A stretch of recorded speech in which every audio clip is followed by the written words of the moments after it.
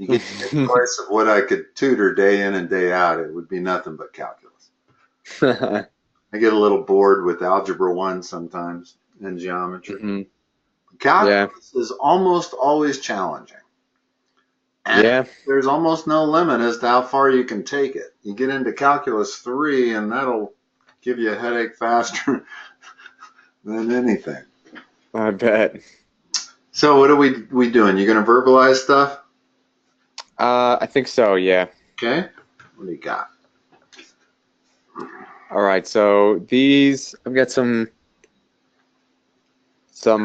definite integrals, some indefinite integrals. Okay. You haven't Just a gotten little bit of integration by parts yet? no. Okay. Shouldn't have any of that.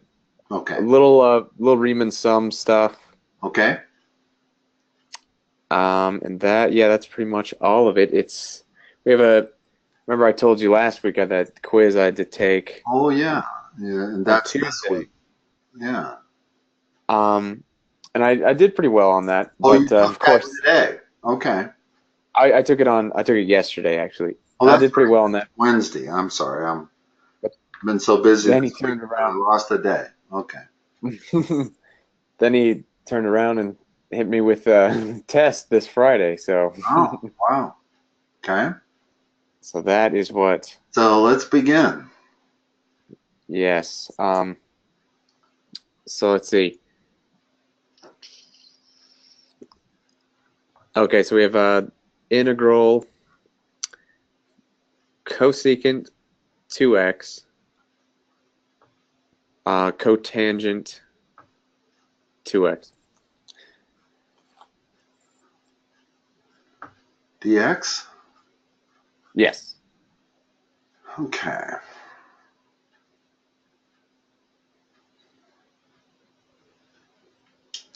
Well, that's not a pretty thing. So let's see if we can turn it into something we know what it is.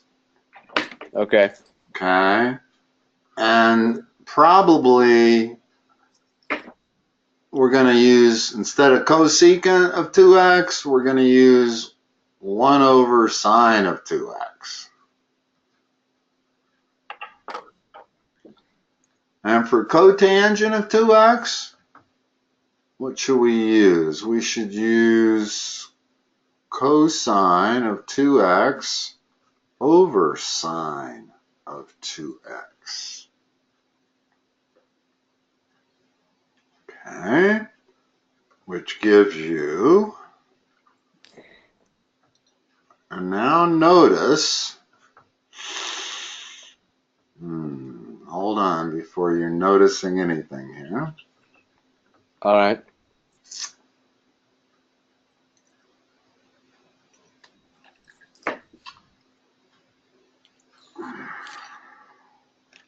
The derivative of the bottom is in the top, kind of. Let's look at Okay. the derivative of sine squared of 2x.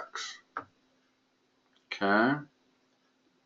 What's the inside? If I'm going to apply the power rule and the chain rule, the inside is sine of 2x. Okay. So applying the power rule and the chain rule, what do you get?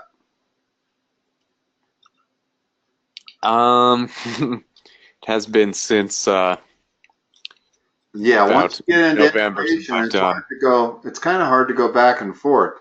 It's really easy to get confused. But we're going to use the power rule. So it's 2 sine of 2x times the derivative of the inside. Well, the inside was sine of 2x, so cosine of 2x. Okay. And okay. what that tells you, you always know that the derivative of this is going to end up in the denominator. Well, this is the derivative of that. If that ends up in the denominator, that's a good thing because my cosine 2x will be canceled by that cosine 2x.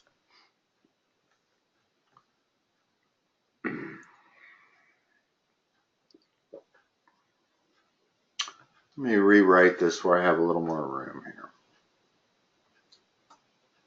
Cosine of 2x over sine squared. Hold on.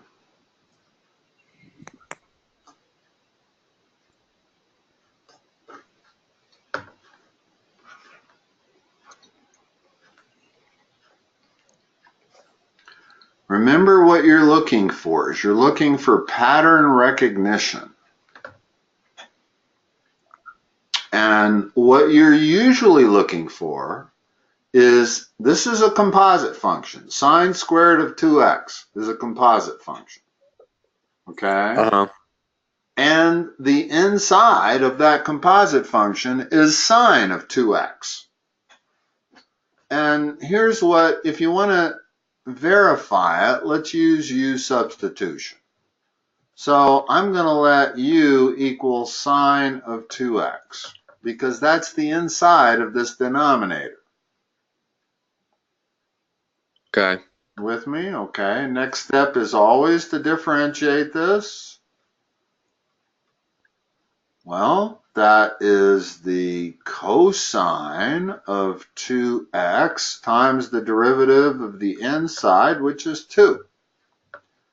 So now we have du equals 2 cosine 2x dx. Now, shall we use the, I don't know if your teacher uses the advanced technique or the original slower technique. What would that be? The slower technique, which is the first way I taught you these, would be to solve this for dx. Right. Yeah. Substitute it. Yeah, I think that's what we've been doing. Okay. There is a slightly faster technique. Notice what that is right there. We're looking at that right there. Mm-hmm. So I could just divide both sides by 2. And now where I see the cosine 2x dx, I'm going to substitute du over 2. I'll go through both methods if you want me to.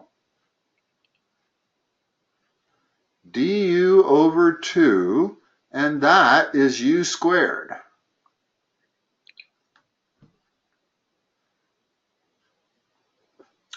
And we've accomplished what our goal was. The goal, whenever you're using U-Substitution, the goal is to convert it to an integral in U without any x's left. Right. Okay. Now, let me do it the other way.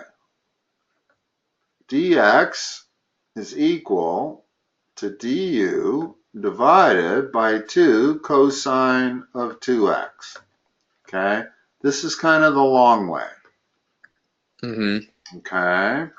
Now, if I merely take this dx and substitute it for that, here's what I get. I still got that cosine of 2x, hasn't been canceled yet. Dx is this.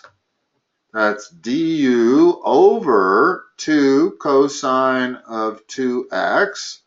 And then I have my sine squared of 2x, which is merely u squared. Now, this way is going to produce the same result. That cosine 2x cancels with that, and you end up with the integral of du over 2u squared. That Right, okay. is easily integrated using just the power rule.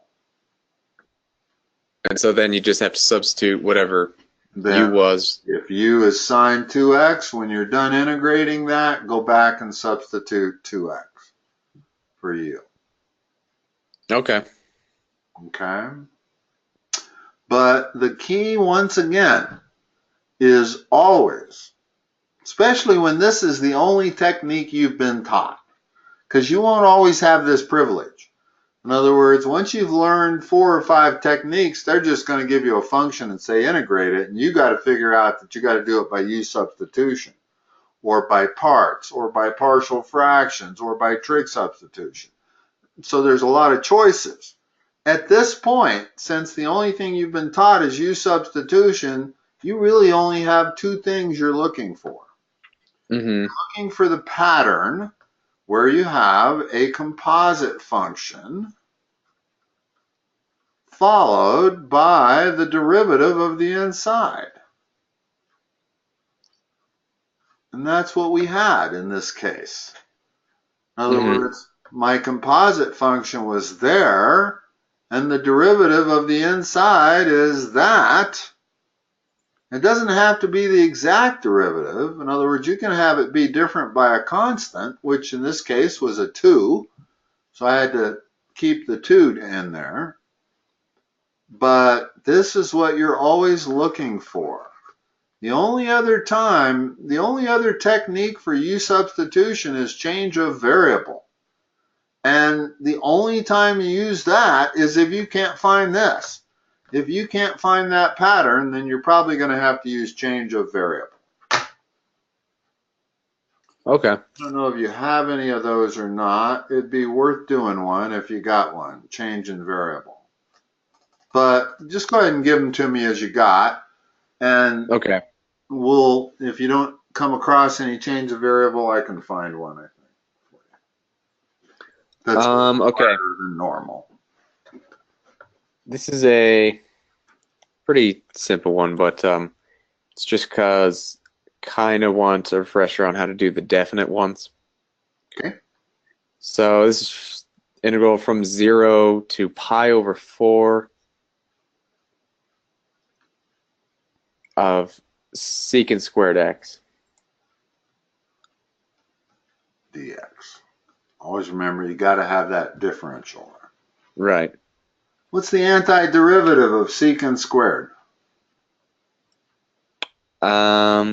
What Triggs function's derivative is secant squared? Once again, kind of tangent. Forgot those. Tangent. That's right. In other words, the derivative of tangent is secant squared. Therefore, the integral of secant squared is tangent. Right, okay. Always make sure that when you're done integrating, the derivative of that is what you started with. And it is. Mm-hmm. And what I'm going to do is evaluate that from 0 to pi over 4. Always start from the top. Tangent of pi over 4. Subtract out the evaluation at the bottom. What's tangent of pi over 4? 1?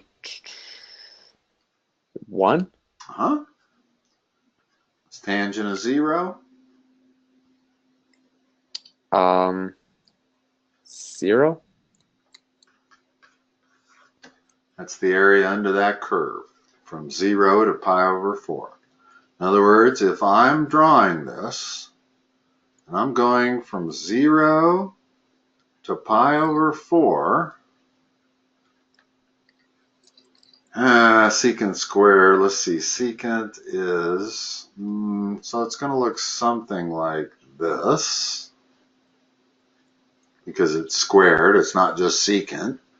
Mm-hmm. So what we're saying is the area right there is 1.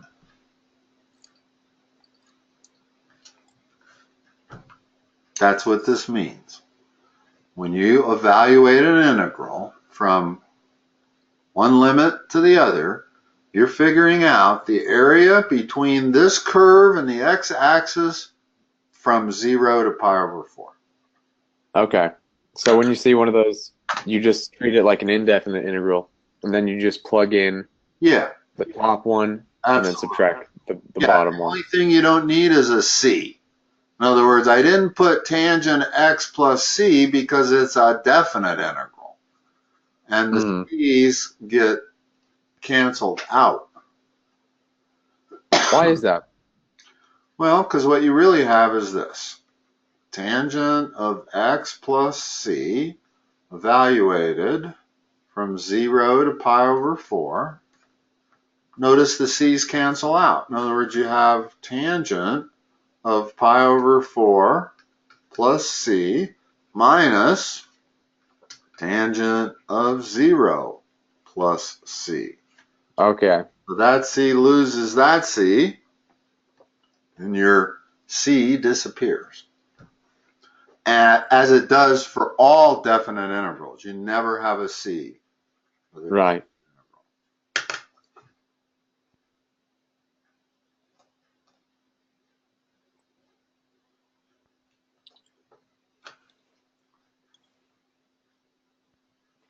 Now, all right. I should add one thing.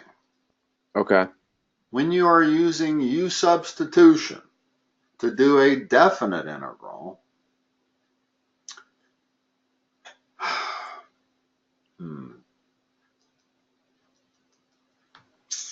have we had any of that yet? Let's see. No, I didn't use U-Substitution for that.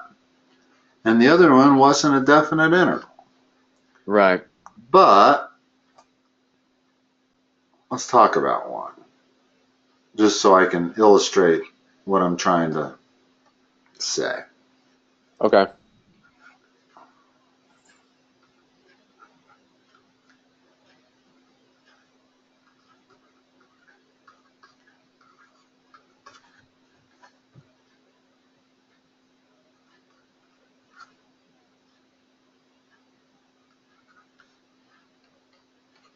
Okay. Now, notice that this definitely fits the pattern recognition for U-Substitution. Mm-hmm. The inside of this term right here is sine x. The derivative of sine x is cosine x. The derivative of that inside always ends up in the denominator, and it's going to take out that cosine x perfect. So we're going to let u equal sine x. Now, therefore, du equals cosine x dx, which means dx equals du over cosine x. So it's tempting to say that this is u squared cosine x, and instead of dx, I'm going to write du over cosine x. Cosine x's cancel, and I'm there. But what are my limits of integration? Pi over 2 to pi. No, they no longer are that. You can do this problem two ways. You can treat it as an indefinite integral, making it u cubed over 3, then substitute back. So it's sine cubed x over 3. And now you're right. You're going to evaluate that from pi over 2 to pi. But if I leave it there and evaluate it, I got to change the limits of integration. In other words, when I was going from pi over 2 x, well, what's pi over sine of pi over 2 is 1. So that becomes a 1. And sine of pi is 0. So if I decide to evaluate this thing in u, I have to change these limits of integration. And I guess there are some problems where that really comes into play on really advanced problems, but I don't see you having to do that ever. Mm-hmm. Not in non-AP calc. So I guess what I would tell you is always resubstitute before evaluating. In other words, always do that step right there, and then you can use your original limits of integration. But notice that wouldn't mean anything if I evaluated that from pi over 2 to pi. I'm not going to get the correct answer. If I evaluate it from 1 to 0, I will. I'll get the exact same answers I'm going to get from that. So you got two choices. You can change the limits of integration and evaluate it in terms of u, or you can resubstitute back into an answer in x and then evaluate it at your original limits of integration. Okay. Definitely something that you need to know about U-substitution and definite intervals. Mm-hmm. Really come into play in indefinite intervals. Right. All right, what else you got? This is another definite one from -3 to 3. And it's the absolute value of 2x plus 1 dx.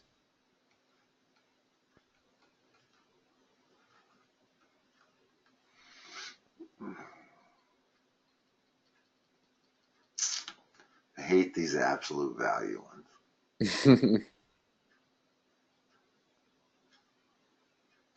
All right.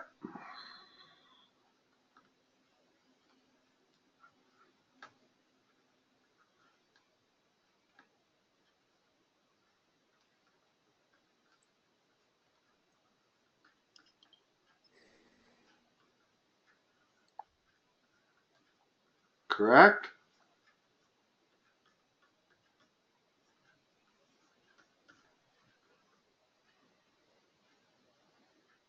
Okay. In other words, you can always do that. When you have a, you can make it go to any number. I could have gone to -1 and then from -1 to 3. Okay? Right, okay. Went to 0. Why did I go to 0? Let's see. Because the absolute value of this,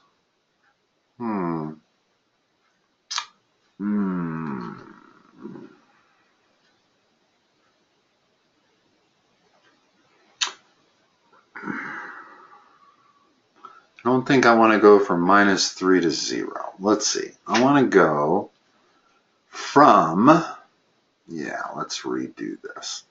I want to go to -1/2.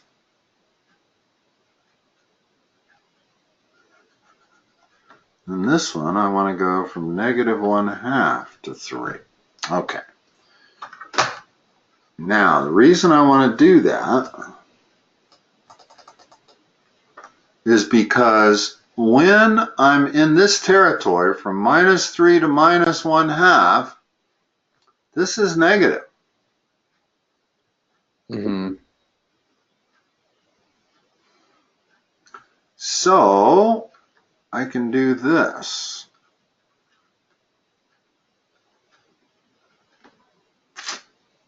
So that is always negative. Let's see, when it's -3, that is a -5, which becomes a 5.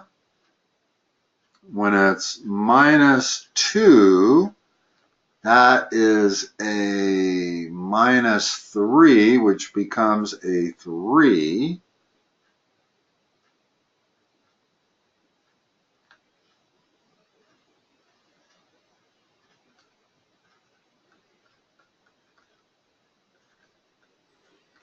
Now let me just check that again. When x is -3, that becomes 5. Correct? Yes. -6 plus 1, yeah, negative. -5. Right. So when x is -3, that becomes 5, which is what you want.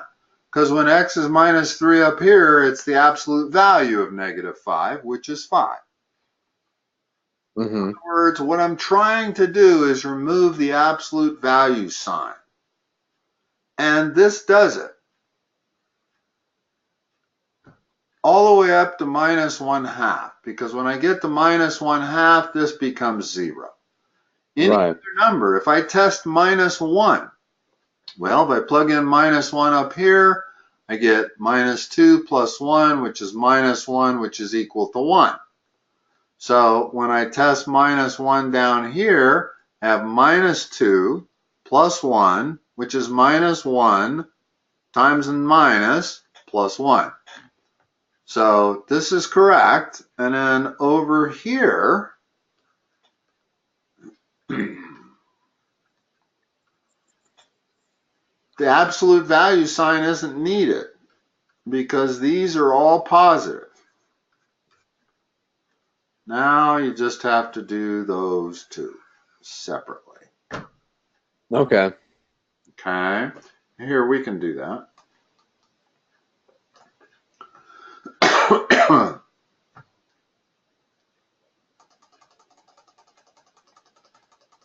So integrate the one on the left.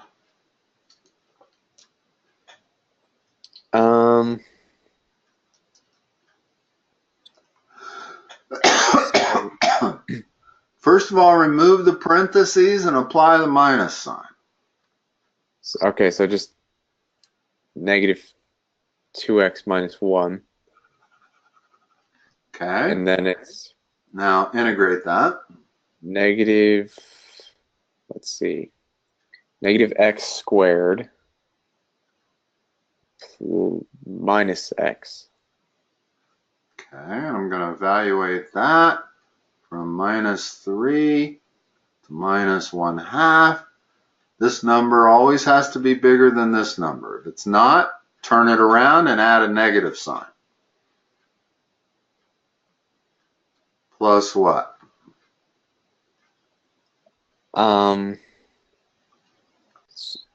X squared plus x. Yeah, I better use a parentheses, not the bracket, because the bracket has kind of a different meaning there. Okay.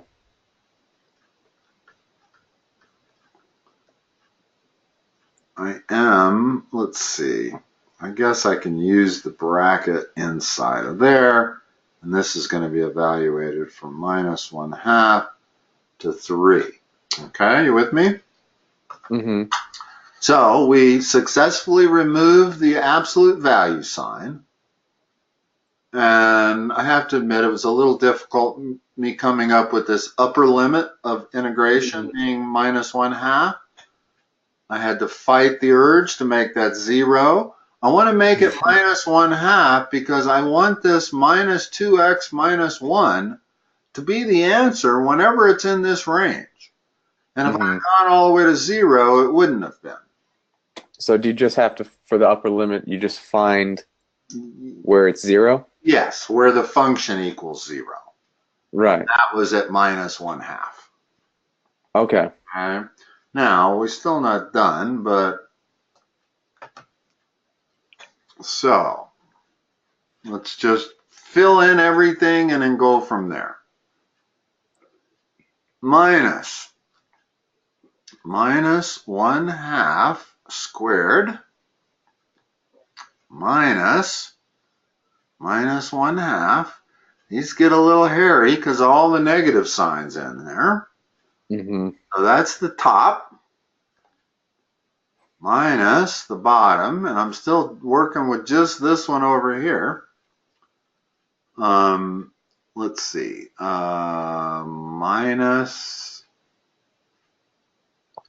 minus 3 squared minus a minus 3. Let's solve that so I have room to do the other one. In other words, let's simplify that.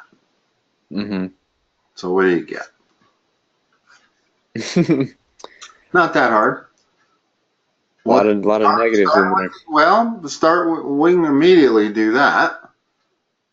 But square this negative 1/2. What does that become? 1/4. Positive 1/4. So now I got negative 1/4 plus 1/2 minus, square the negative 3 first. That becomes 9 minus 9 plus 3. Okay, and that becomes 1/4. Let's see, minus 9 plus 3 is minus 6, minus a minus 6 plus 6. So this thing evaluates out to 6 1/4. Now let's evaluate this out. It's a little easier. There aren't as many minus signs. So it's 3 squared plus 3 minus, well, minus 1/2 squared minus a 1/2.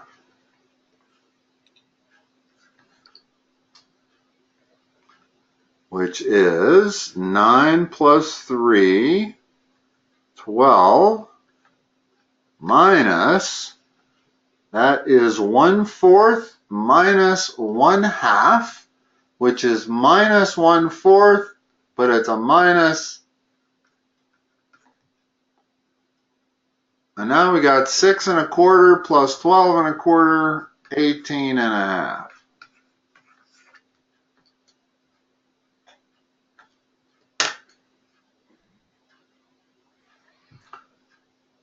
Now, was there an easier way to do this? Only on your calculator.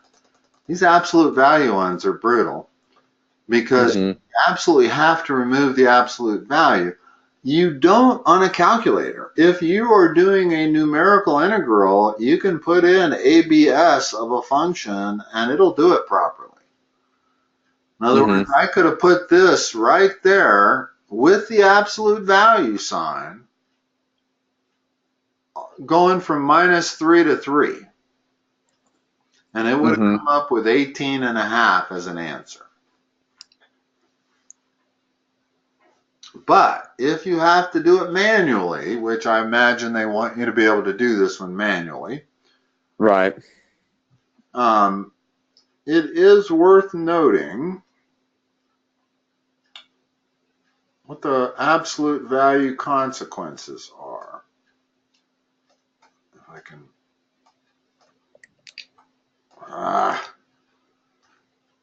hold on.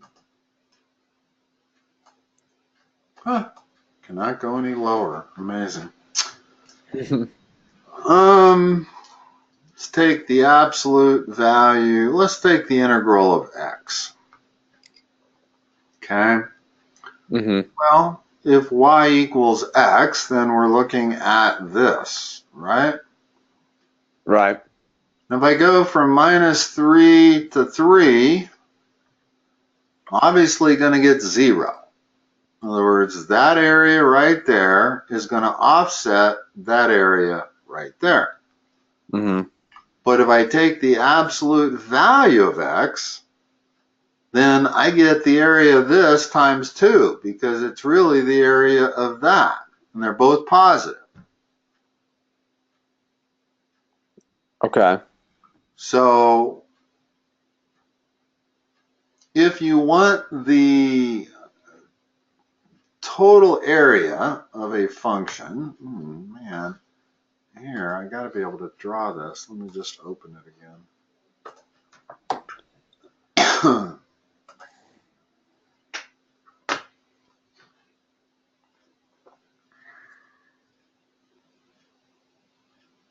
This is, yeah.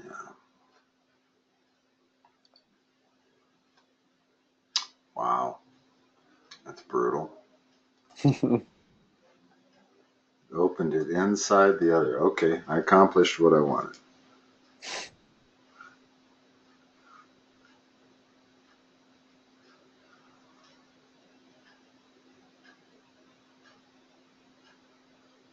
Say we want the net area there. Well, if I integrate this function, this is going to be positive area. I guess I didn't get what I wanted. Here. Bring it back up this time. Wow.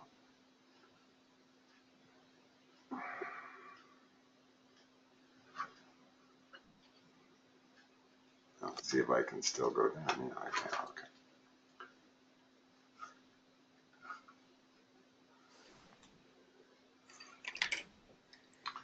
if I integrate that function, that's going to be positive, that's going to be negative, that's going to be positive. It's going to add all three of them together, cancel out some of the positives with the negative, and you're going to get the net area. Well, suppose I wanted just that raw area and that positive area and that positive area, and I wanted to add them all three together. Well, what I do is I take the integral of the absolute value of that function. And I can do that in the calculator.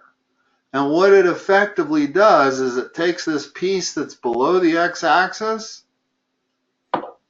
makes it look like that. So now what I'm getting is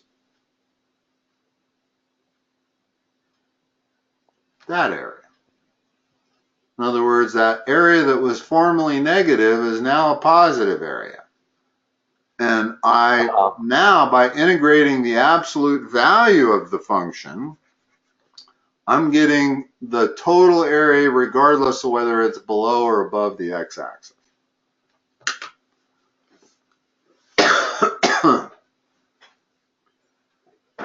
And that's why this absolute value, why they're testing you on that. Right. Because there are some times where that's what you want. You don't want the net area, especially when you have problems like a particle moving back and forth along the x-axis. Because you have two different terms. You have displacement and you have total distance traveled.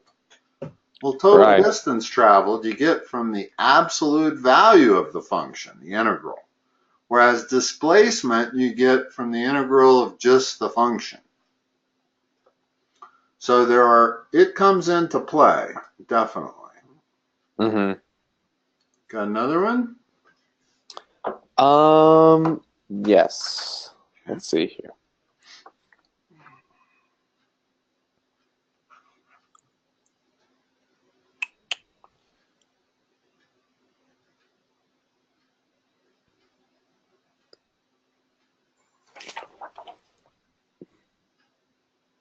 Can we do a Riemann Sums one? Sure. I think this might be easier if I sent it to you. Okay, go ahead. Definitely be easier for me because I don't have to deal with this stupid drawing program.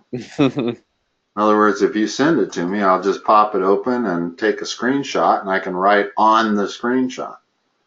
Right. And I have the erase option available to me.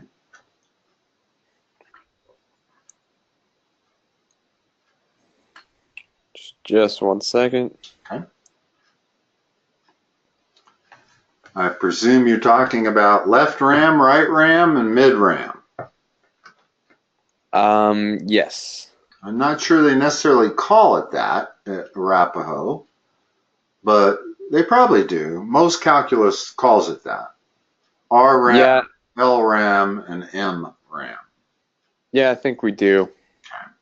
Some don't, actually. I have come across some calculus programs that they call it left side, right side, and middle instead of left ram. Left ram stands for left rectangular approximation method. Right ram stands for right rectangular approximation method. That's what it stands for, the RAM. Tell me when you sent it or when it says sent. All right.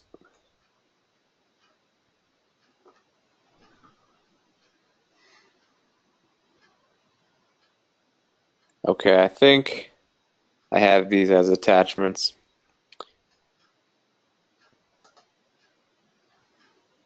Yeah, you don't want to send too many attachments at one time. It slows down the transmission a little bit. Okay. Yeah, there's just 3. 3 attachments? Okay. Did it say sent on your end? Has to say sent. Right. The attachments are still uploading. Oh, they're still Should be just a second. Okay. All right. Problem is, I never know how long it's going to take when there's multiple attachments. Sometimes it's like exponentially slower. In other words, with one attachment, I might get it in 20 seconds. With 3 attachments, I might take 3 minutes for me to get it. All right, well, it says sent. Okay, I should get it relatively quick here. If it says sent, notice it's still taking a while, even after it says sent on your end. Yeah, those attachments, they really, I never have quite figured out why it's not linear. Yeah. There it is. Okay.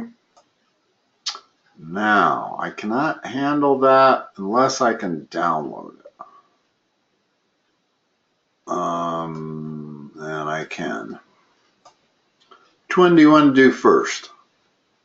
Let's do that one where they have the narrower graph. Not sure whether you're talking about the top, middle, or bottom. The bottom one. Okay. I think. Let me download it and we'll see.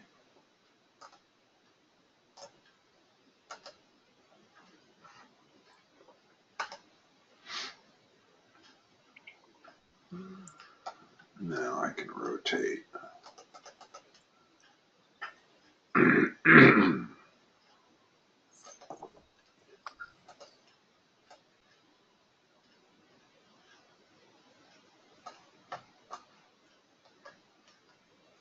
Oh, I can rotate, but I maybe don't need to blow it up any. Yeah. So, oh, okay. Might have to, let's see, I think I can read that. Y equals x squared minus x in the interval 3 to 6, the closed interval, where n equals 12, find left ram. Okay.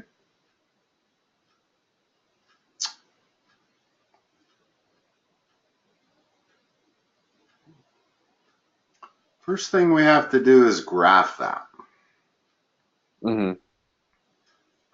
Well, x squared minus x factors into x times x minus 1, which means the zeros are 0 and 1.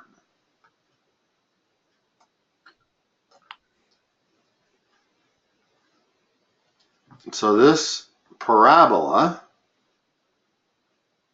hold on a second. You may have to give me some of this information manually because I can't toggle back and forth. So 0 and 1. And this was y equals x squared minus x. So it's downward.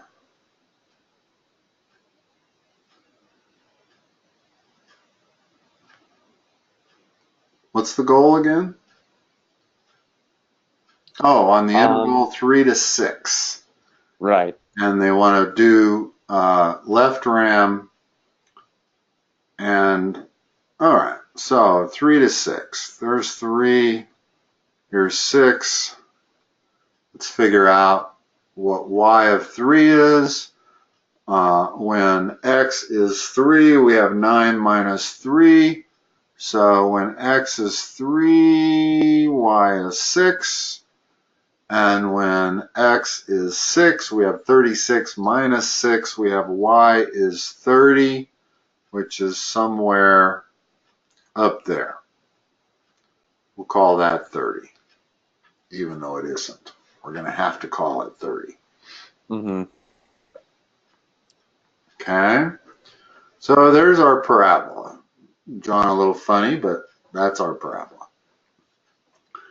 Now, if we are trying to figure out the area under that curve between 3 and 6,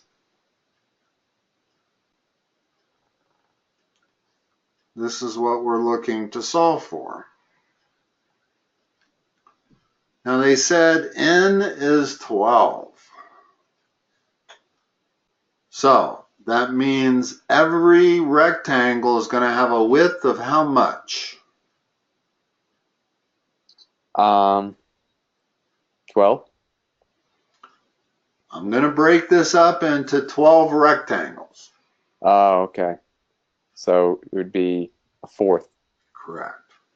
In other words, there's one rectangle, there's two rectangles, there's three rectangles, there's four rectangles. So let's just look at that for the moment.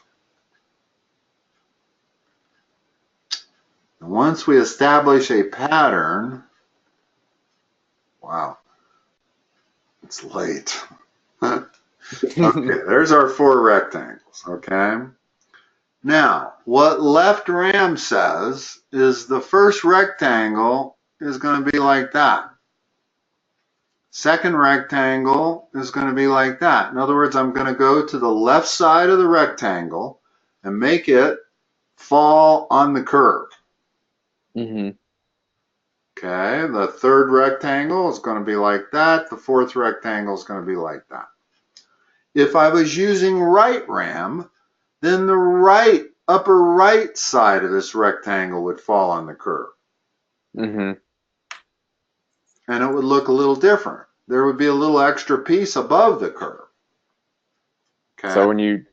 So that one would kind of overestimate the area, and this one underestimates it. Underestimate it, right. Mm-hmm. And it's only because it's concave up.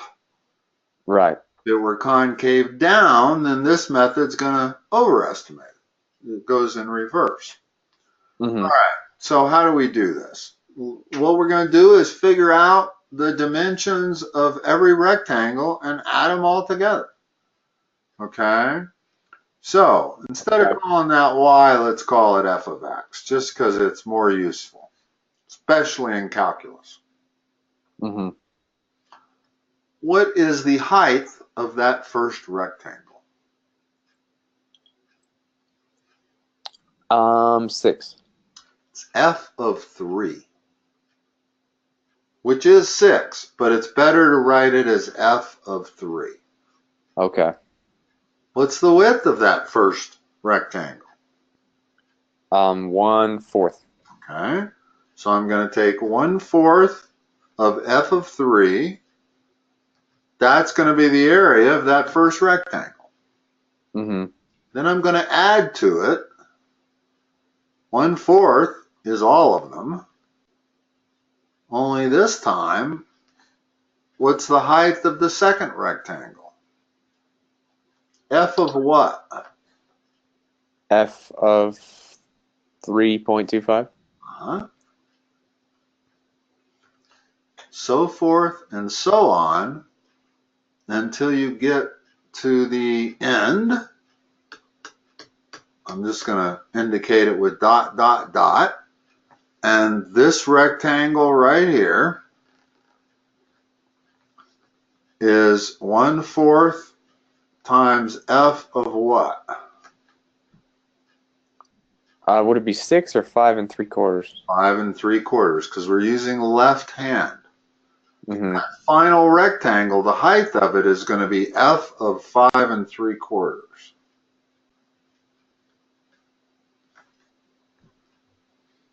And that is a Riemann sum, if I had them all in there. And the way you're going to do it is figure out what f of 3 is. You did already. That's 6. Figure out f of 3 1/4, f of 3 1/2, f of 3 3/4, and add all 12 rectangles up, and that is a left-handed ram. That is a lram, a left-handed rectangular approximation method. And so you just have to add them up by hand? Like there's no faster way?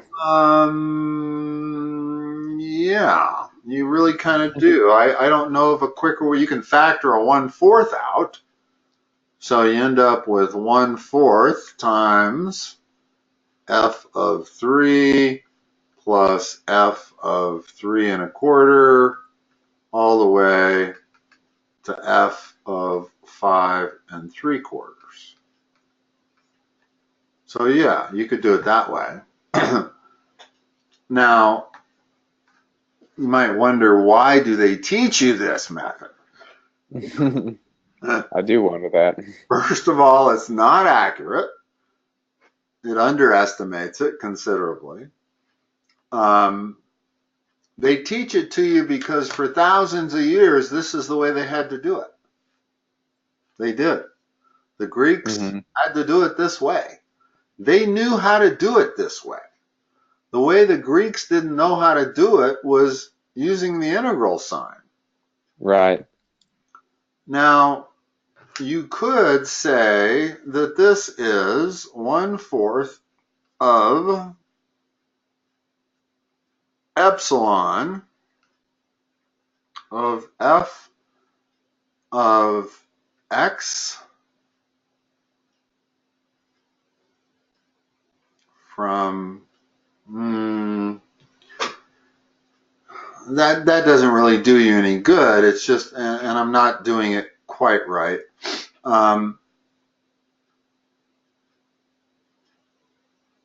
Yeah, I have to think about that for a little bit, how to write that in epsilon form.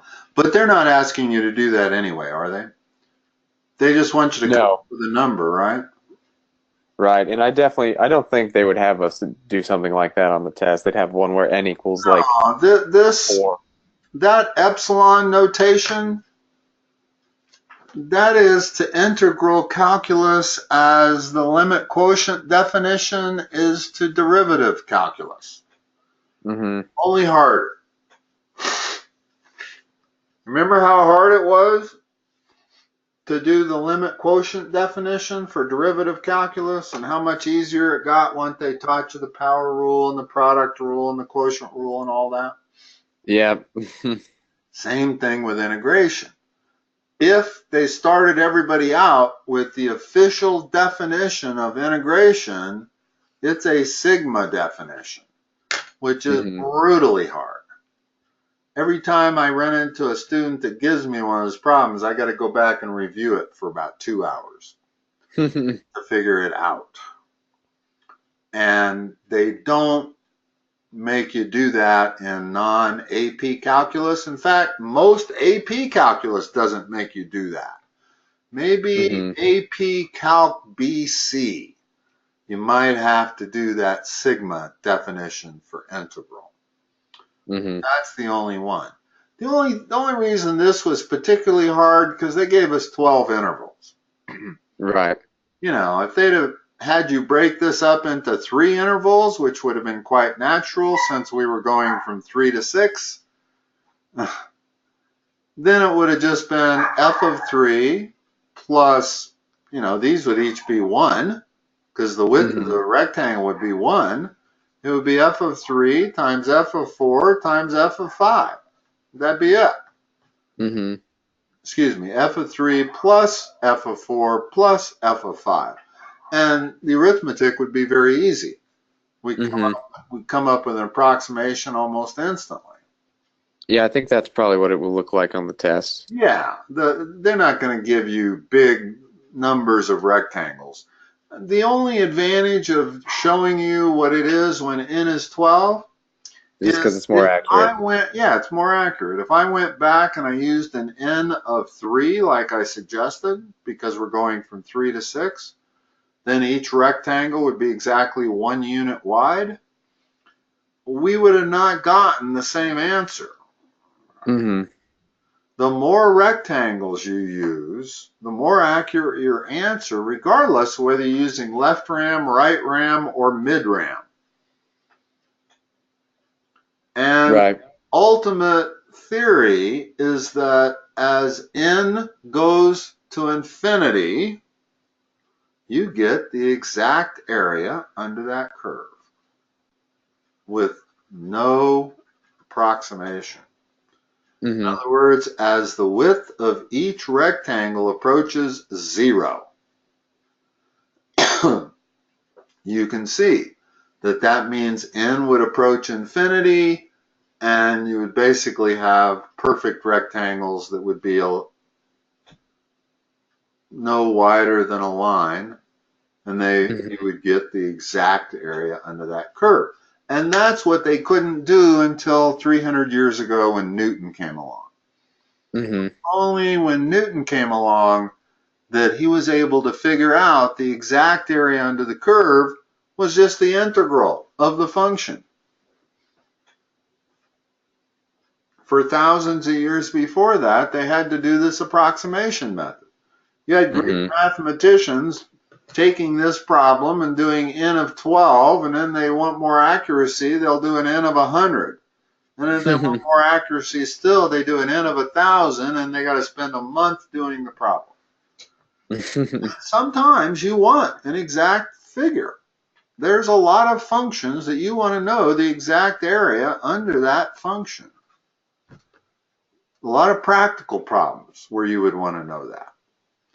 And so that's kind of the history of calculus. That's why Newton and Leibniz were so critical, because they took this approximation process and made it into finding the antiderivative, which is how we do it now. You know, I would take the integral. The simple way to do this problem is this. From 3 to 6. Look at how easy that's going to be. I can take the antiderivative of that, take the antiderivative of that. I can have an answer for you in like 20 seconds. As opposed to this left-hand ram. Now, why they teach it to you, I think, is just to let you realize that as n gets bigger and bigger, you get more and more accurate. And so if somehow we could let n approach infinity, then we have the exact area under the curve. And that ends up translating into the sigma definition, and that ends up, the sigma becomes an integral sign.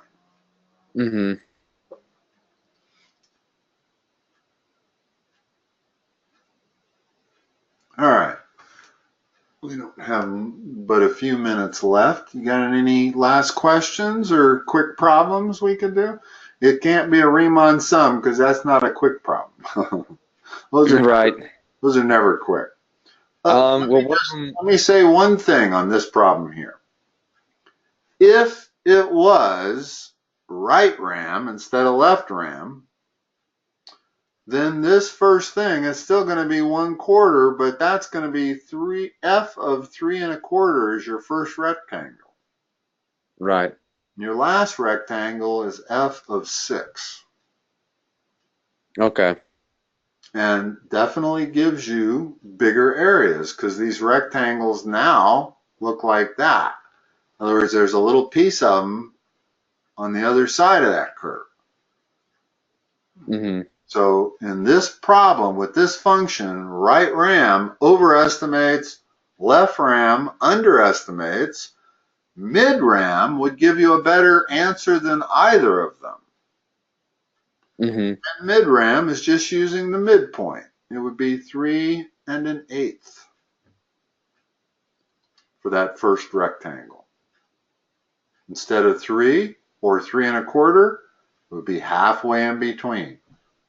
3 1/8. And that's why this f of x notation is so much more valuable than y notation. I can't believe they actually labeled that y. They should have labeled f of x. Because one of the huge essences of calculus is being able to figure out the height of that rectangle is f of 3 1/8. Understanding what that notation means. It means you plug in 3 1/8 for x, and that'll give you a precise number. Whereas if you're using y, can't do that. You can't say y of 3 1/8. You have to be using f of x notation.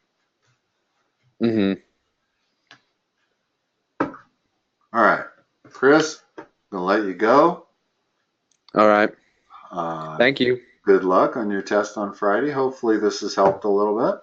This has been helpful. Thank you. All right. Talk to you next time. See ya. Bye-bye. Bye.